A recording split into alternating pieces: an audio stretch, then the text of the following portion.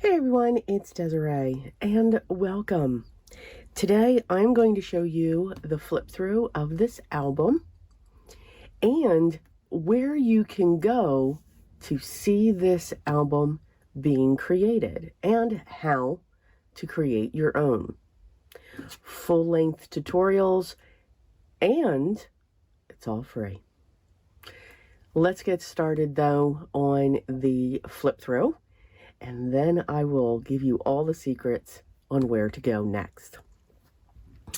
So this here is featuring the collection from Paper Rose called Candy Kisses. There are many features to this collection. 12 by 12 papers, 6 by 6. There are chipboards, there's chipboard stickers, there's cut-aparts, there's embossed, and there's also other pieces that I used that I felt that coordinated very well with this collection. Candy treats, candy florals, and so many other items. Now, this is a scrapbook album. This album measures 8 by 8 with a 3.5-inch spine. Yes, she is a chunky one. On the front, I've used part of the papers, really pulled in matting. Really liked the look of that. These are dies. These are actually poinsettia dies from Paper Rose. They're gum leaves to accent. And on the poinsettias, I layered the different sizes, and I added some acrylic pens, white gel pens, and some gems just to sparkle them up, and some sparkle glitter glue. Stickles. That's what it's called. Couldn't figure out what that was called. The closure are 2 ribbons, an organza and a satin.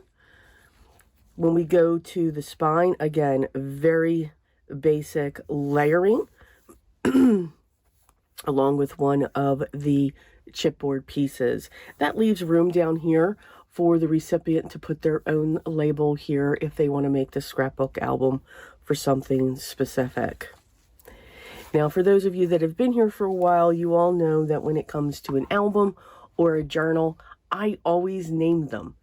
Each one is named uniquely, and no 2 names are ever used. I actually have a grid for this. Yes, so that I don't forget. This one is called Paper Candy. Here I used the chipboard stickers, some of the chipboard pieces. I have a tassel coming off because I cannot resist. Now, if this is not for you with this hanging off to the back, then by all means, you don't have to do that. This album is to inspire you. Absolutely inspire you. And here I have a stamp for my business that I just heat emboss and put that down along with the name of the book as well.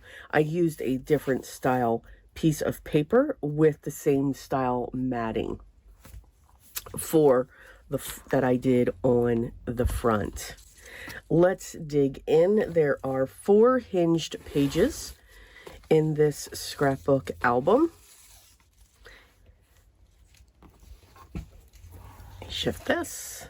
Here we go. Lots of interaction.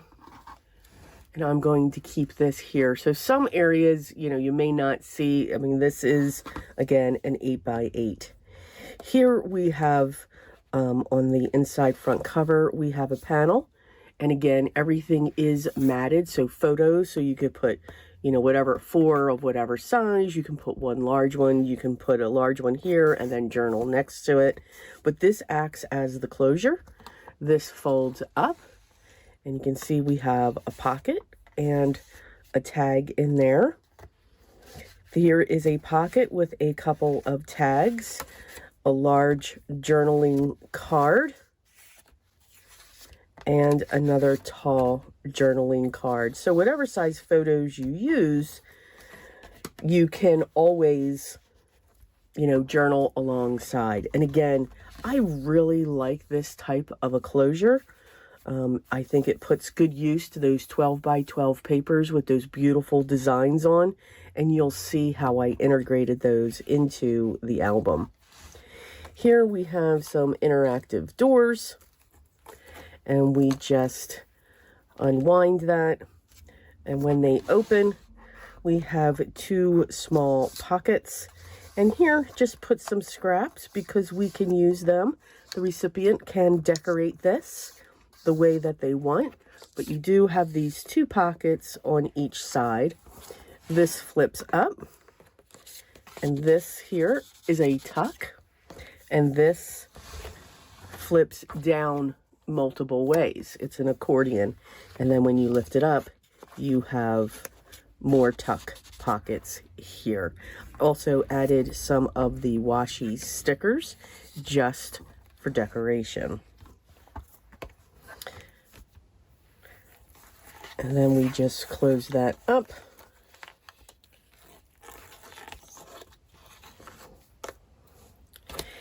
Each one does have a side pocket where this can be, where something of this matting card can be pulled out. You can put a photo here, you can journal here. Again, put a photo here, journal here, large photo, whatever you would want to do. But each one has one of these pockets that has a tab so that you can easily pull it out. Again, I have one of these cards for the closure. Really fell in love with that. And here we have this adorable bug that flips up, and again we have a tuck spot up there. We have a tag here. These are two pockets that you can fill. And then this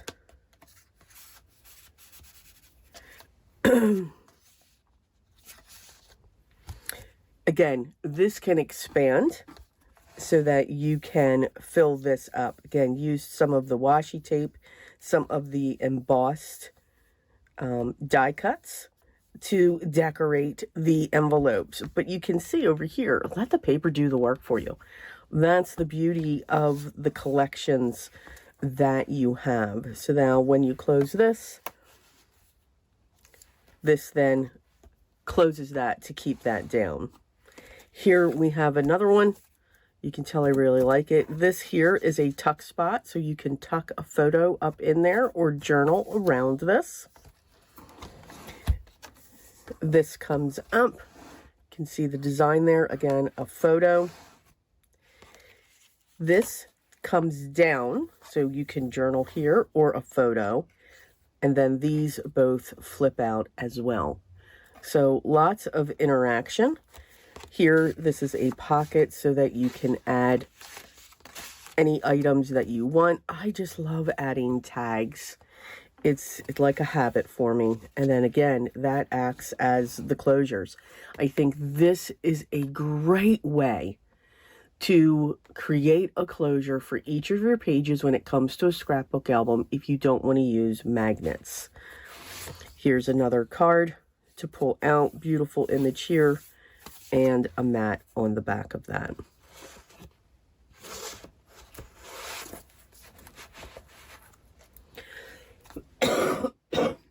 Excuse me. Here had a little bit of fun with a closure. So this closure, yes, you do have to completely untie it. And then when these open, same as the other one that we had, these here are tucks. They just lift up just a little bit, so you can tuck something there. You've got 4 pockets. This double flips up in an accordion. These are also pockets as well, so you can place things, or they're tucks basically. Same thing, place your photo down. These here are tucks, so you can tuck something in there. And then same thing here. Again, just leaving it open so that you can just put your photo down so that you don't have to glue it down. And then this closes up. Since this is designed this way, this could be an area that maybe are private moments. And no, I'm not going into risque.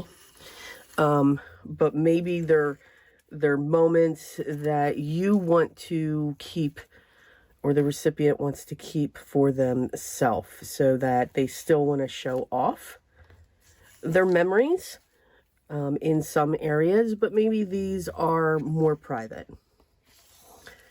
So just something to think about. I do enjoy this closure very much.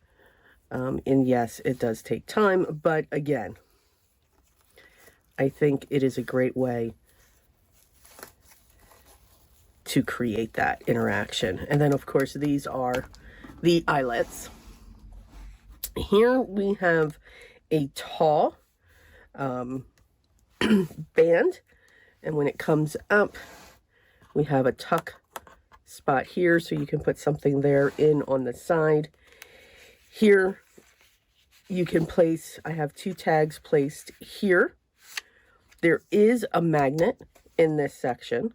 This flips down, so you can see it just holds those tags in there. So you can journal here if you want. Sorry, I'm not in focus there.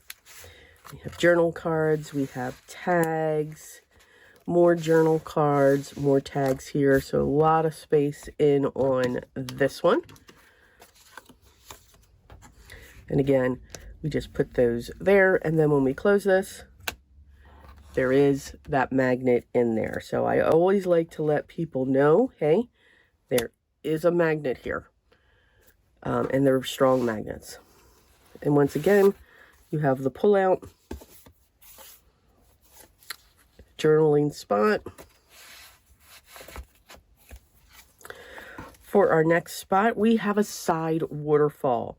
So this comes out, there is a magnet in this, and here you have an area to journal. You can put a photo over that, whatever you want to do. And then these are all tuck spots here.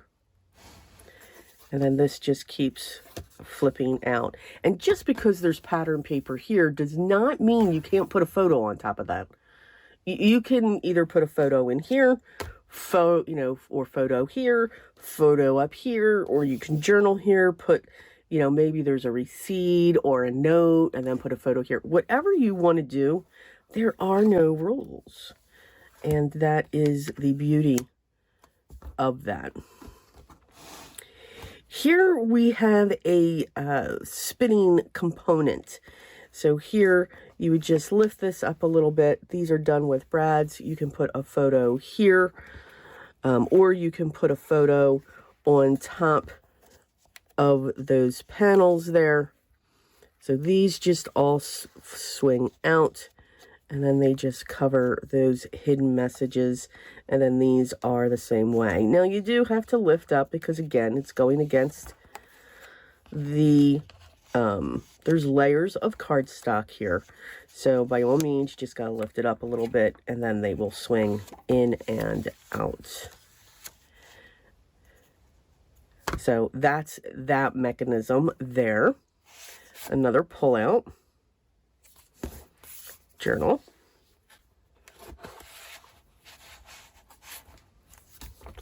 And then our final, this has a magnet as well.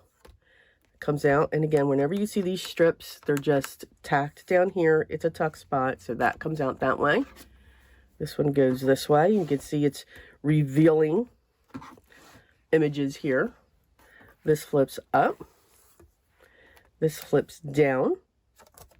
And again, these are corner tucks, so you can put items in here. And again, journal. This also has a magnet closure. So there are 3 magnets in here, and just lift up with the tag. And then this comes down, and then these just keep flipping up. Now there is no band here. You just have the solid cardstock Again, for journaling, putting photos, whatever it is you would like to do. That lifts up, and you can hear that magnet just snapping in. So that is paper candy that I am introducing today. If, again, I encourage you, make sure you go over to Paper Rose Studios YouTube channel. I will have it linked down below, and you will be able to see the 9-part series that I did from start to finish. I also believe that they will be offering,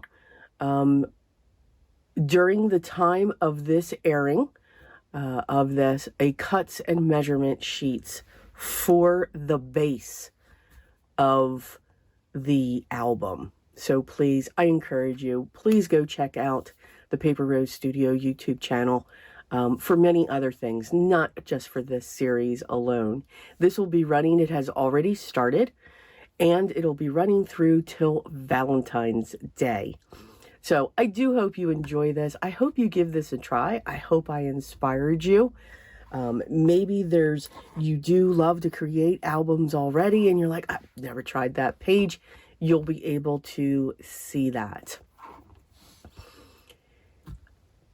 Again, I will have the link to the Paper Rose Studio down below, and they will have links all set up to where you can get the products that I used, and they will list the products that I used for this tutorial. If you have any questions, please, you can leave them down below here.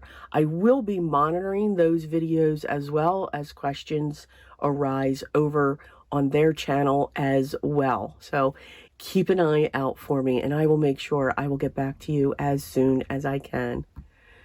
If you haven't yet, love for you to subscribe here. Make sure you subscribe over at Paper Rose as well. Make sure you hit the thumbs up for both of us, and make sure you hit that bell for notifications because you don't want to miss any of the videos that are upcoming for 2025. Continue to enjoy the process. That is what's most important when it comes to creating art. When you create art, happy accidents occur, and it even gets more entertaining and intriguing as you continue. Nothing is perfect, except one thing.